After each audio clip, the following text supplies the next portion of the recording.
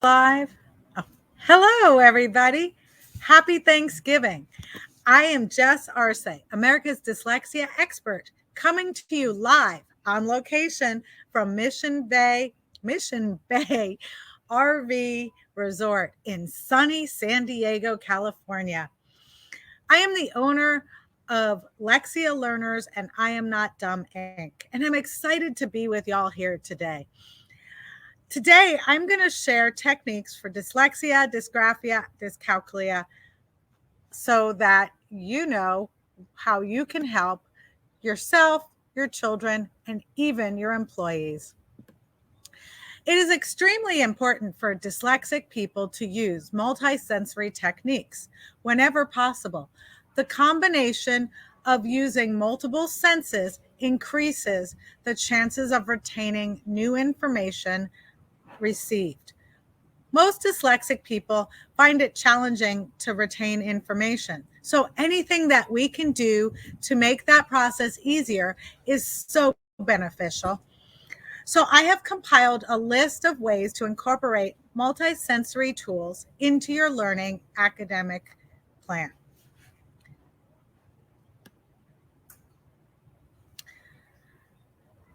Hearing is one of the senses. And it is important that your child, your spouse, or your employee correctly hear what you are saying to them. A great way to determine if they have understood what you said and that they listened is to ask them if they understood what you said. Another thing that's really important is to have them repeat back to you what they understood. So you can say, "Hey, did you understand what I said?" "Yes." "Well, tell me what you heard." And then they'll tell you. And if they didn't hear it correctly, that's a perfect opportunity to restate what you wanted them to understand.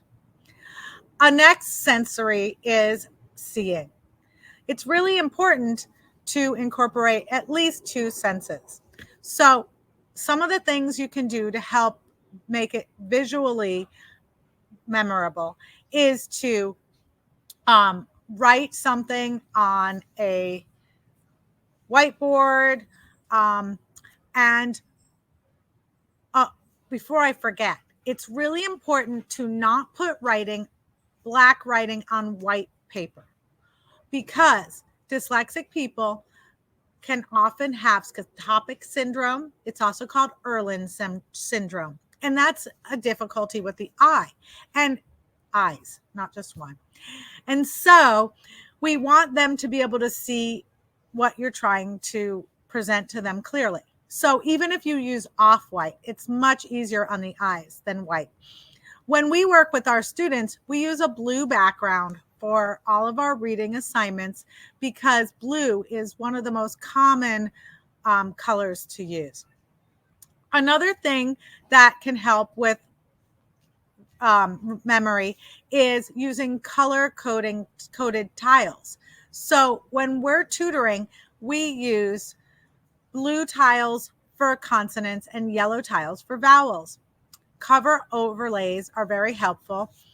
And marking words to indicate different punctuation of letters above or below the written word. Color-coded aids for spelling. Visualizing for spelling sight words. So you can have them look at the sight word for a half a minute, maybe even 20 seconds, and then have them close their eyes and see it in their mind's eye. And ask them, do you see the word? And if they tell you no, then tell them to open their eyes and look again. Finger spelling. Oh, I skipped.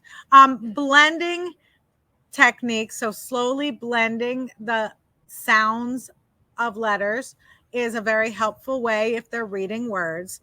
And reading controlled text.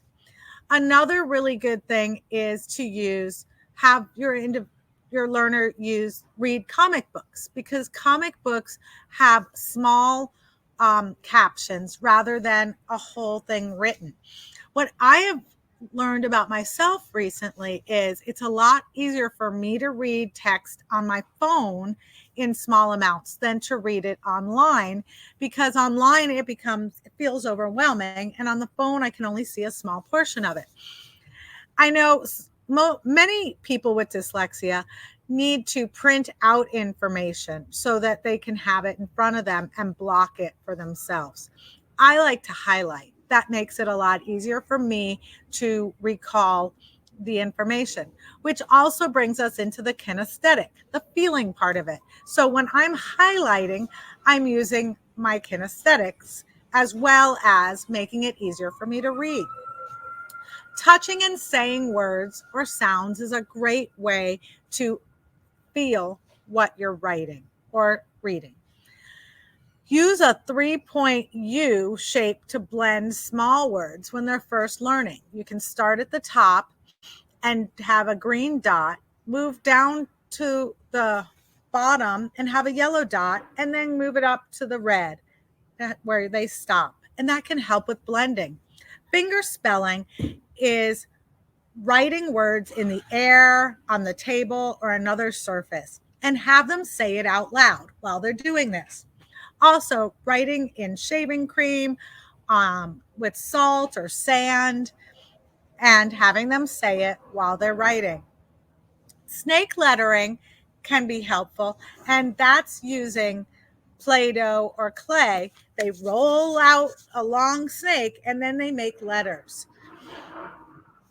Also, drawing images to associate with sight words is really helpful with remembering your sight words, because sight words are words you can't sound out. So if you give them a visual to lock in that memory, it's really helpful.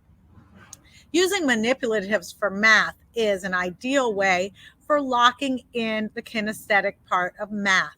Things like dominoes and dice, and demonstrate fractions by cutting a fruit into pieces, or showing a piece of paper or a sandwich, how you can cut it into a half and 4/4, or 8 pieces, so that they can see what fractions actually are. Because the way it's taught in school, it's very arbitrary, and arbitrary information is confusing for people with dyslexia, dysgraphia, and dyscalculia. Also, you can have your learner bake. Baking can be a lot of fun. It also can count as science, and it's a great way to teach your learner math without them even realizing they're doing math. And then as they're ready for more advanced math, they can do double or decrease their fraction of what they need. So if it calls for, if it's going to be 2 servings, you can have them double it and make 4 servings. And then they're going to have to figure out, okay, so the recipe calls for half of a cup. Now I need to multiply that by 2 and use a whole cup. So that's a really helpful way of doing it. I'd like to show you what manipulatives look like, because very often people are not sure what a manipulative is. So here's an example. Here's an example of some reading and writing manipulatives. This is how you would write in salt or sand. And we actually have these word cards available for you to purchase, so you don't have to think up words. And they're grouped by the family. So if you have a young learner who's just learning basic sounds, they would focus on one vowel at a time. You can buy these fun tiles. These are like the 3D ones, and make necklaces out of them and have your learner practice spelling words. Using different color pens, pencils, dry erase markers are amazing. Can also be really helpful. And here's an example of someone tracing over sandpaper. These are multisensory techniques that can be really beneficial for your learner. Let me show you some math techniques now.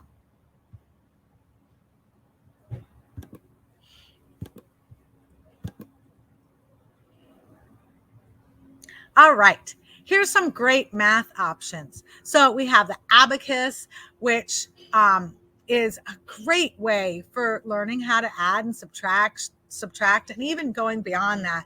My youngest son took an abacus class, and for I think 2 years when he was younger, and it was so much fun for him, and he got to learn addition and subtraction and multiplication and division through using hands-on techniques. Dice, your traditional dice, or these dice with numbers on them, and are great. Also, there's dice that are D&D dice that have even more numbers that they can practice with. And you can use dice in a non-traditional way. So you could throw down 2 dice and have your learner multiply with them. Also, same type of thing with dominoes. You can have your learner multiply the dominoes that as they're playing a game of dominoes. So lots of fun ways to incorporate hands-on techniques.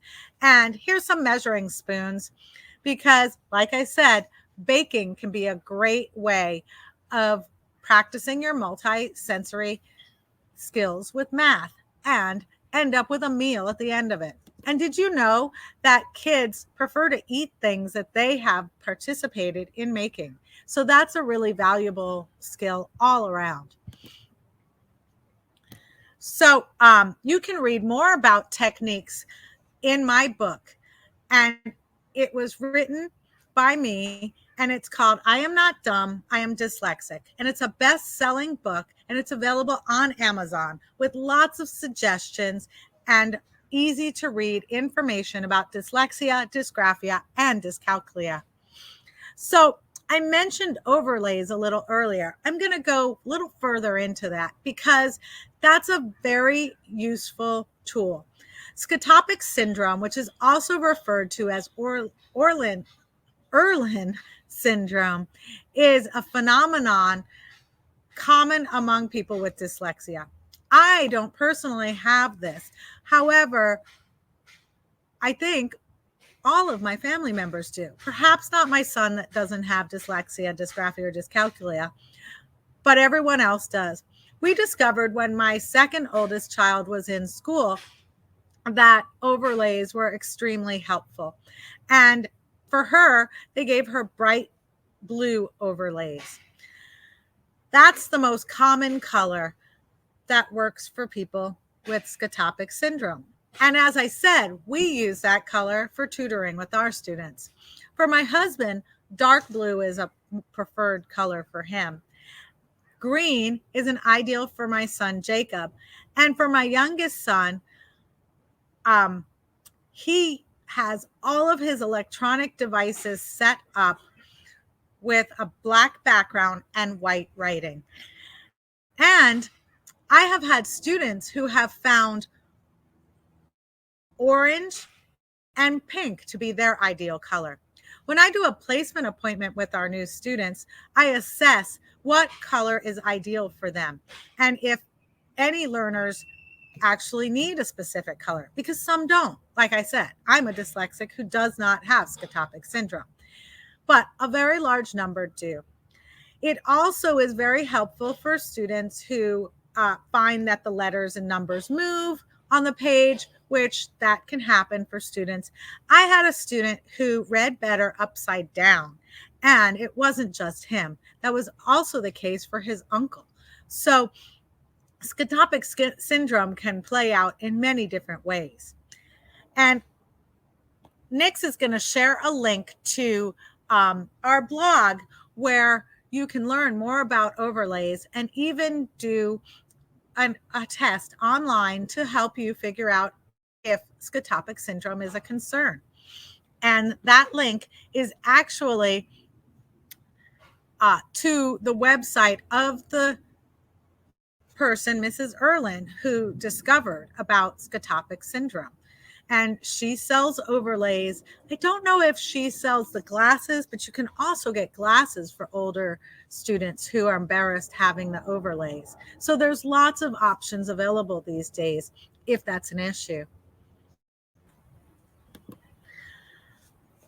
In 2010, I began homeschooling my son Jacob, and then the following year, I began homeschooling my son Sammy. Neither of their homeschool journeys began because of their learning challenges. However, I quickly discovered that homeschooling was a better solution for them to learn at their own pace, using systems that work for them.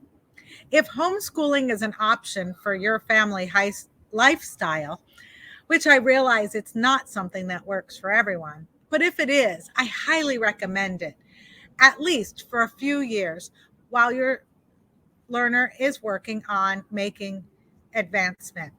It is a lot easier to make major improvements for learners when they aren't distracted by 8 hours of class teaching being done differently than what is the ideal process for the neurodiverse learner, and then having to go home and do homework. If you have ever thought about homeschooling but are nervous about doing it, or maybe you're just thinking about it today after me telling you, I highly recommend that you schedule a free 15-minute call with me to find out about how I can help you confidently learn to homeschool your child or children. Nix is going to share the link for the free 15-minute consultation. Or if you're ready to just dive right in, you can schedule a coaching call with me and we can get started. Hey, and thanks for watching. Again, I'm Jess Arce, America's Dyslexia Expert. I'm the owner and program director of Lexia Learners, and I'm the CEO of I Am Not Dumb, Inc. If this information resonates with you and you find it helpful, follow us on Lexia Learners YouTube channel to get notifications when we put on more videos.